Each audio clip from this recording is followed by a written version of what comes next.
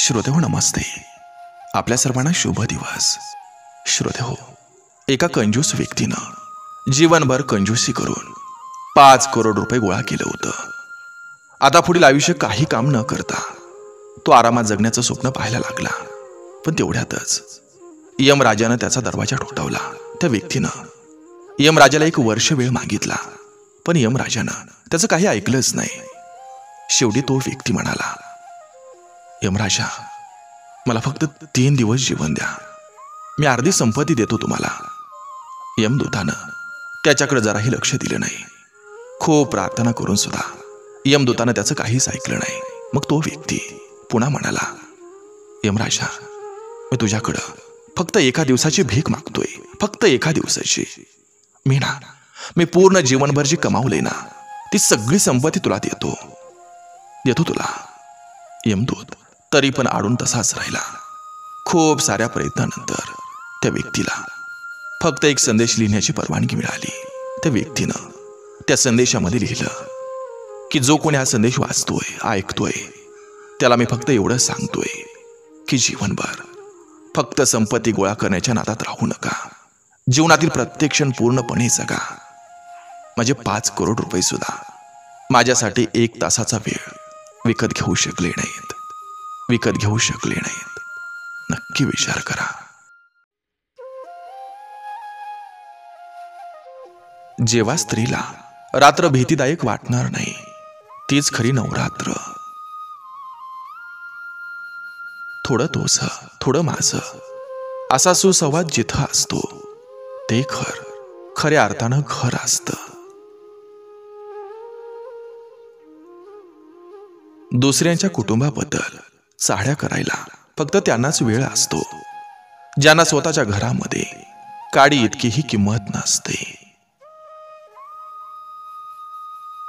गरिबाचा तमाशा करण्यापेक्षा गरिबीला जिंकण्याची जिद्द बनवा.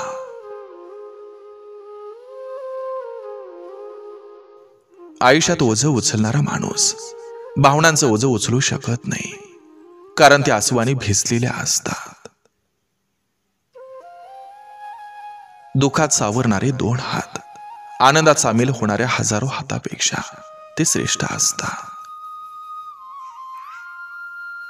आपल्या मनात अशीच लोक असतात ज्यांना अजिबात मन नसतं. काही लोक आपल्या आयुष्यात चहासारखी असतात, ज्यांना भेटण्यासाठी आपल्याला कुठलं निमित्त शोधावं लागत नाही.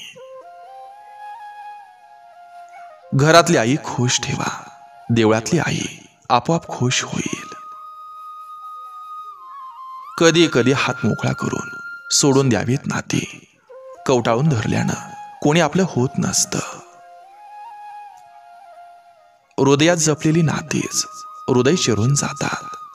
बोतड झालेल्या दाबनानं आठवणींचं टाकं ते देऊन जातात. अश्रूंना आवरणारे आणि तुटलेल्या मनाला सावरणारी लोक आयुष्यात एकदाच मिळतात, त्यांना जपायला शिका. एकाच बाजूनं भाजून जशी भाकरी बनत नाही, तसंच नात्यामध्ये एकाच बाजूनं जीव लावून नातं घट्ट राहत नाही.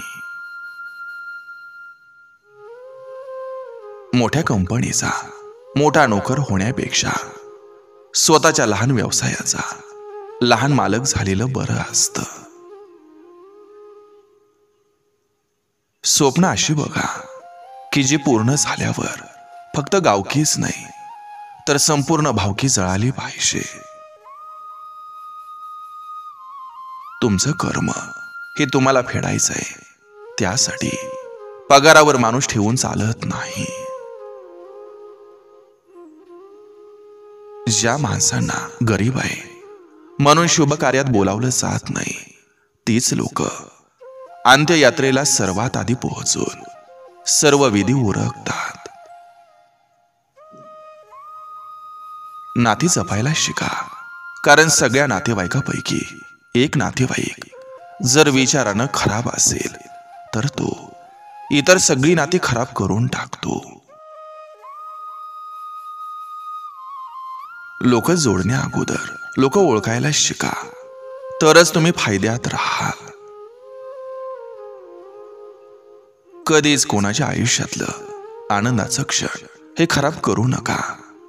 कारण काय माहिती, कदाचित त्याच्या आयुष्यातील तो शेवटचा आनंदाचा क्षण असेल. माणसाचं मन निर्मळ असलं की माणसं कमवायची आणि गमवायची गरज उरत नाही. खेळायच्या वयात जर कमवायला शिकलो तर वाईट मार्गाला जाण्याचा विषय येत नसतो. जर तुम्हाला एखाद्या व्यक्तीच्या आयुष्यात काय चाललंय हे जर माहीत नसेल तर त्या व्यक्तीबद्दल तुम्हाला चार चौघात मत मांडण्याचा अधिकार हा नसतो.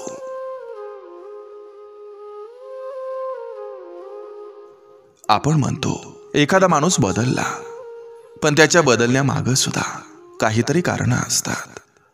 पण ती कारणं दुर्लक्षित राहतात आणि बदललेलं वागणं फक्त नजरेत येतं. शांत राहणं हे खोटं बोलण्यापेक्षा चांगलं असतं. आवड असलेल्या गोष्टीची निवड करण्याचं स्वातंत्र्य हे स्वतःला देता आलं की जगणं सुंदर होतं. ज्या लोकांनी तुम्हाला खराब वागणूक दिली त्यांना त्यांची लायकी दाखवायला कधीच घाबरू नका. आपलं सुख हे कुणाजवळ व्यक्त केलं की लोक सुखाला नजर लावतात आणि दुःखाला मीठ चोळतात.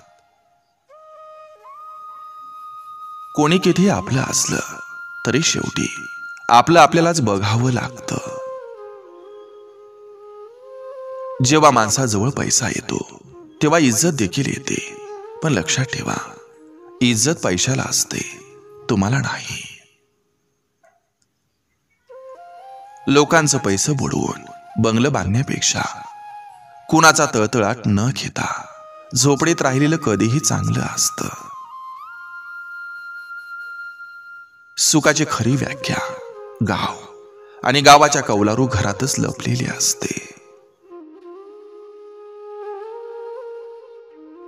जी व्यक्ती स्वतःच्या घरात असमाधानी असते तीच व्यक्ती दुसऱ्याच्या घरामध्ये काड्या करून असमाधान पसरवत असते. डिप्रेशन आणि टेन्शन माणसाला तेव्हाच येतं जेव्हा तो स्वतःपेक्षा जास्त दुसऱ्याचा विचार करतो.